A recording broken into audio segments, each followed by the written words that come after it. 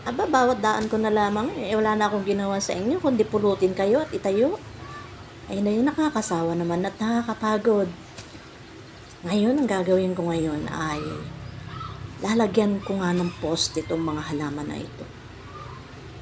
Abay, bawat daan ko na lamang, wala na akong ginawa kundi ibangon. Ibangon, itayo, mamaya hahangin na naman, matutumba na naman. Lalo pag ako'y nagdidilig, apay ako'y hirap na hirap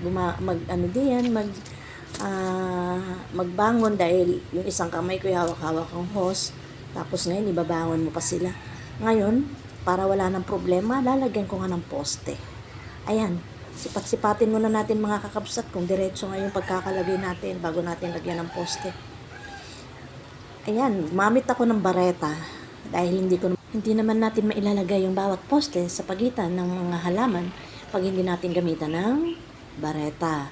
Kaya yan, para wala na tayong problema at hindi tayo napapagod. Ayan lang naman pala ang solusyon. Pagkatagal-tagal ko pang pinaghihirapan ng sarili ko na maya't maya ibabangon Ngayon, ayan, itali na natin. Mayari na nating lagyan ng mga poste ngayon. Tatali natin sila bawat isa para hindi sila matumba at wala na akong problema para sa kanila. Maya't maya na lang ibabangon mo. Ayan, bawat daan mo makita mo, lahat sila nakatumba. Ibabangon mo na naman, mamaya dadaan ka naman, nakatumba na naman. Paano ngayon kasi kumbaga itaglagas, kumbaga malakas na ang hangin. Kaya yan ang problema natin ngayon sa mga puno, sa mga halaman natin na matataas. Lagi ang mga natutumba. Ayan, may ubo-ubo tayo diyan. Ayan, malapit na tayo matapos mga kakabsat. Wala na akong problema para sa kanila. Ngayon, safe na sila, hindi na sila napuputulan ng sanga, nadudurog ang dahon. Bawat tumba kasi nila nababawasan ng sanga.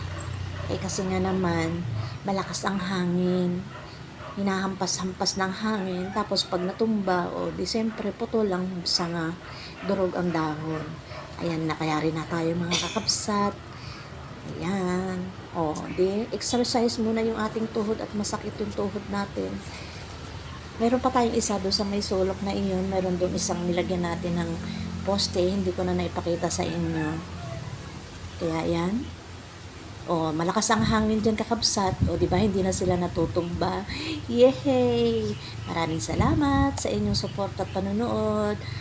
God bless po sa ating lahat. Merry Christmas!